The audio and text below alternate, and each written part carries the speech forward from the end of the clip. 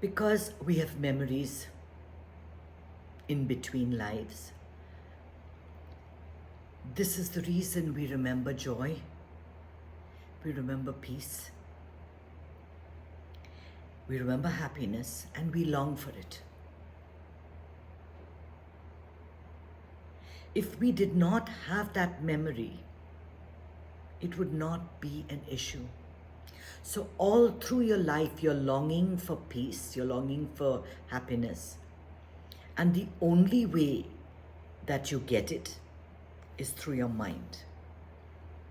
And what does your mind say? What does your mind do? It only knows how to present objects.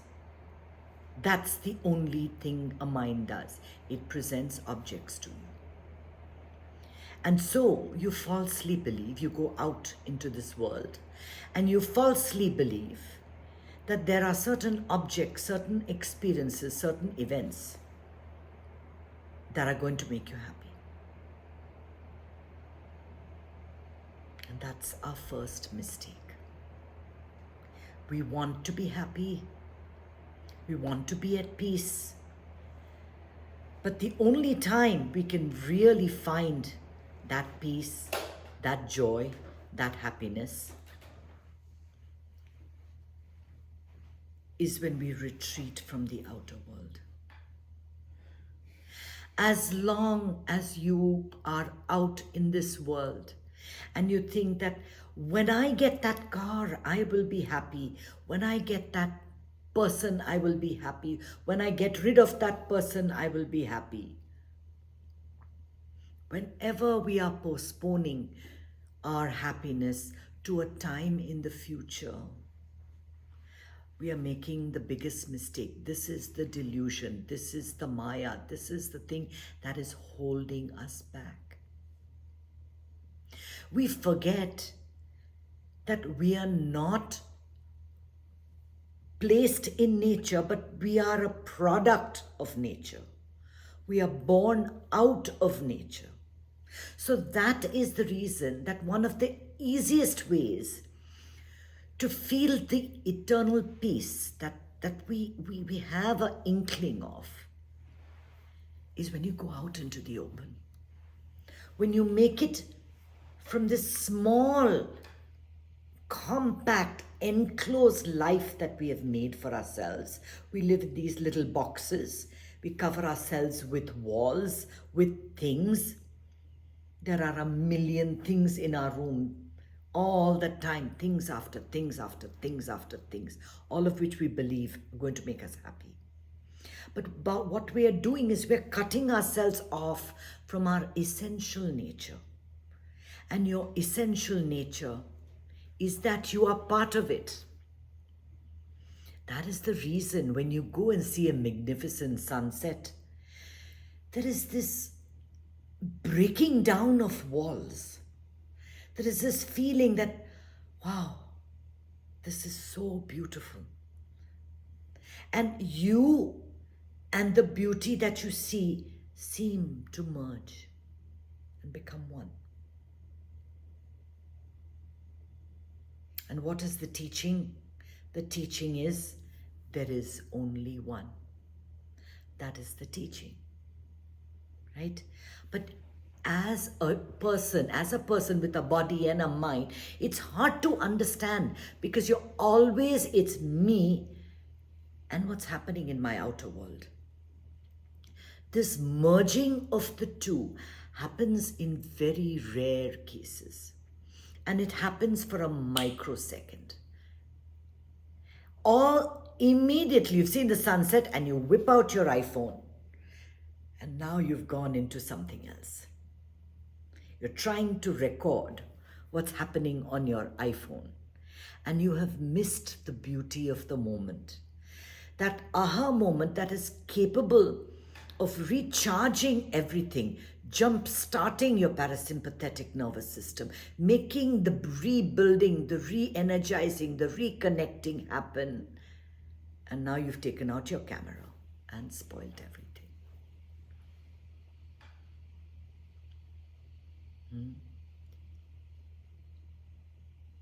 Aha moments are moments when the mind drops completely. Those moments can be something as insignificant as staring at a flower. I went to Trader Joe's and I bought a bunch of flowers that looked very limp. And then my husband put it in a vase, and these poor things were flopping out on either side. And they looked so sad. You know, I put the flower, whatever they call it, that powder. And I looked at it and I said, my God, did I make a mistake? And did I buy an old bunch? But lo and behold, next morning, they were standing upright. Beautiful pink flowers. I wish I could just show them to you, but maybe I can. And that moment, just look at this. Just look at this. Simply spectacular. That moment when they flowered was, I came out and said, wow, this is so beautiful. It's a color of candy. So these moments are special. They're spectacular. They make you lose yourself. Why do you feel so connected when you're with a dog or a cat? Why? Why? You start talking baby talk with the animal, right? You stop talking like a human being, isn't it? You're saying all kinds of to your little dog. Isn't it? You're losing all the man-made rules and the things that bind you and hold you together, the rules, the protocol that makes your life so difficult. And as you play with it and you do something mindless as throwing a ball, and it brings it back, and you throw the ball, and it brings it back. We need dogs because what we have done in this Western world, because, you know, a sign of success and a sign of fame is getting a beautiful home, right? We have locked ourselves up. We have imprisoned ourselves into these apartments where we don't meet anybody. We don't meet anybody. The joy of dropping into someone's house and getting a coffee is priceless. Just like that, for no reason. It doesn't mean very much, but those are aha moments when you get together with like-minded people and share and laugh and be light-hearted and be with each other for no benefit of yours. There's nothing in that where you are getting any specific benefit. So a mental health counselor or a psychiatrist that charges $1,000 an hour is getting zero benefit when he helps somebody, because he's doing it only for the remuneration. It's what's in it for him. But there are some that I have met that love to help others. So in our old tradition, age-old tradition, one of the 3 S's I always talk about: seva, sadhana, seva, satsang. Sadhana is the work that you do on your own. Doing the breathing, doing the meditation, attending the knowledge, attending to that. That is the groundwork that you do. Then you do satsang. That is when you get into groups like this.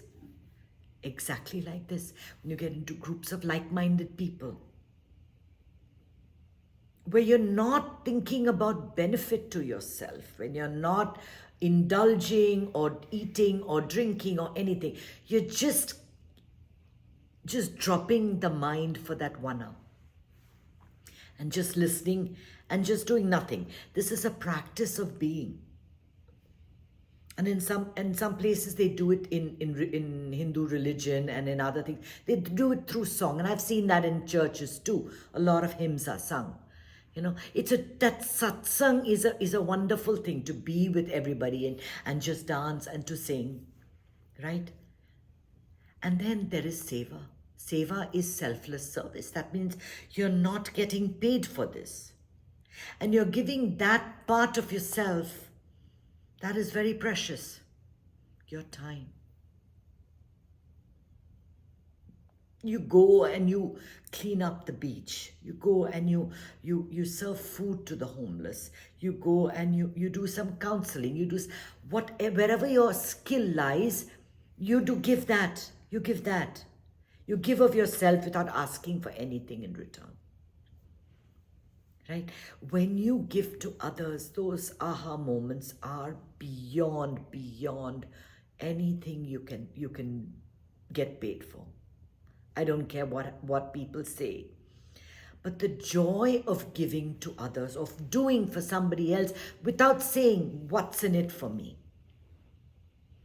The cause of all the depression and all the misery and all the unhappiness in our civilized world is because we're always looking for benefit, expectation. What's in it for me?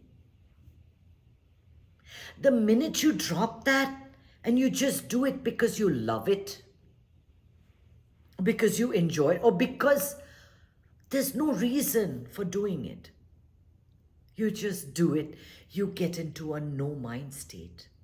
The only way you can be happy is if you access that source again and again and again and again.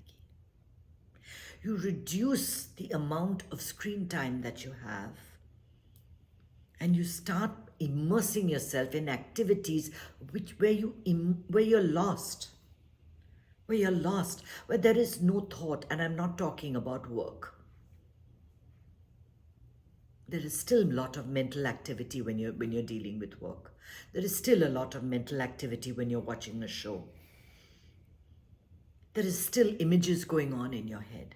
I'm talking about when all of it stops. Like when you take, for example, a piece of chocolate and you just put it in your mouth, and you haven't eaten for several hours. You know the feeling when that, for about 30 seconds, you can't think because it's so pleasurable. Anandamaya kosha. You've bypassed your body, you've bypassed your thoughts, your emotions, you've bypassed all the layers of existence, and you've gone straight to Anandamaya. The problem is, we falsely think that things can give us pleasure.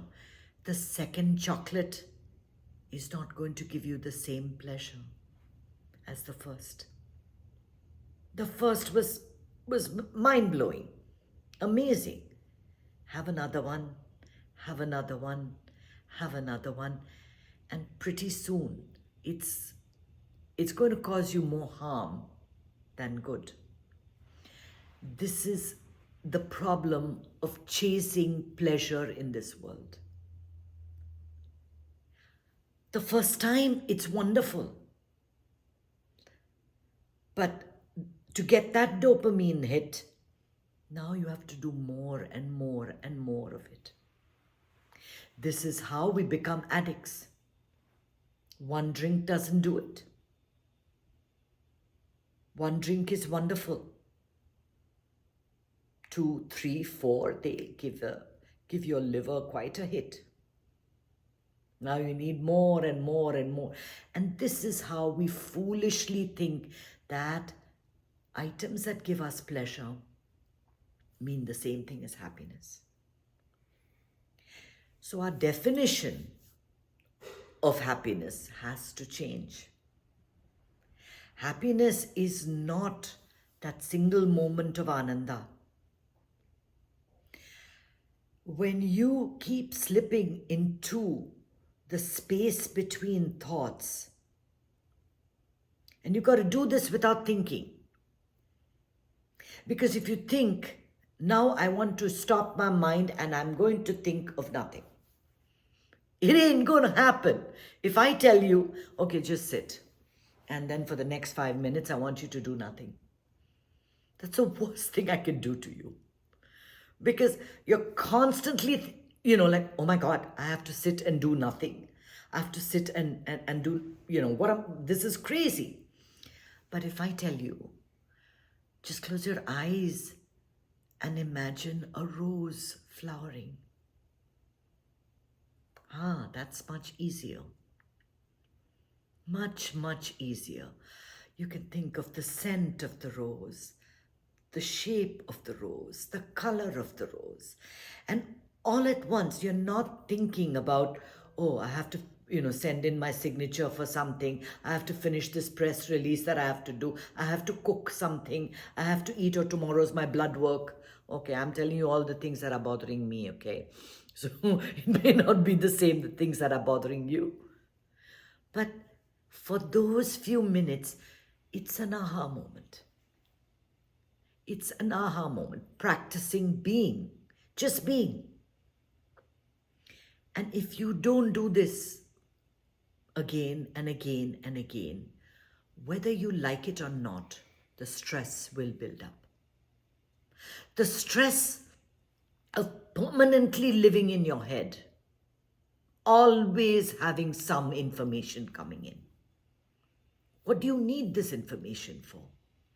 Why this constant bombardment of information? You need a little respite, a little stillness, a little silence. Stillness of the body lets you access silence of the universe. And silence is the currency of the universe, of consciousness, of pure consciousness.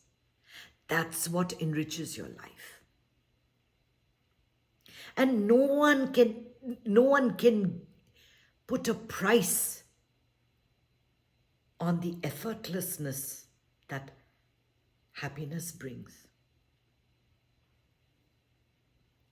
I know you've been listening to me for a while, and I know you understand how life can become effortless if you prioritize your own peace and happiness.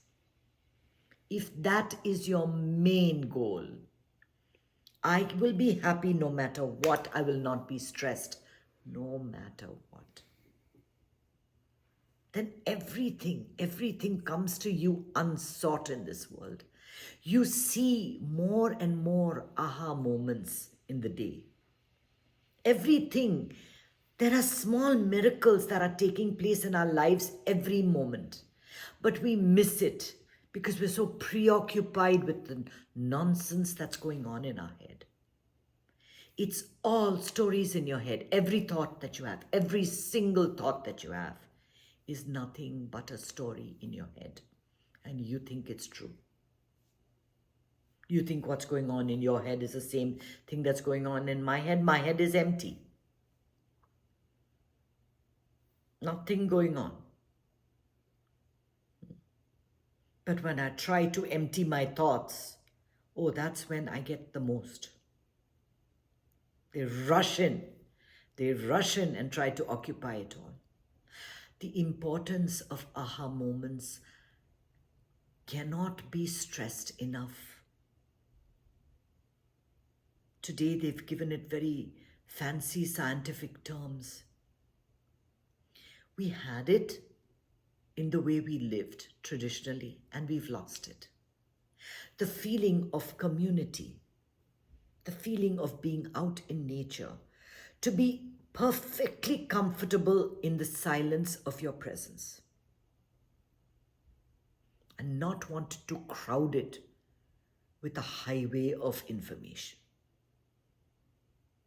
Can you just be? Can you just be? And in that, feel the vastness of space take over.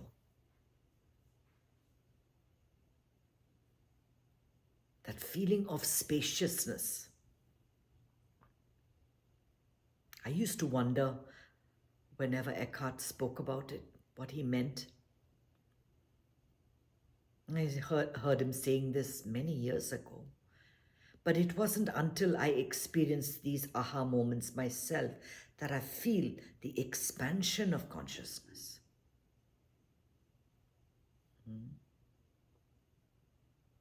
So, take deliberate aha moments this week.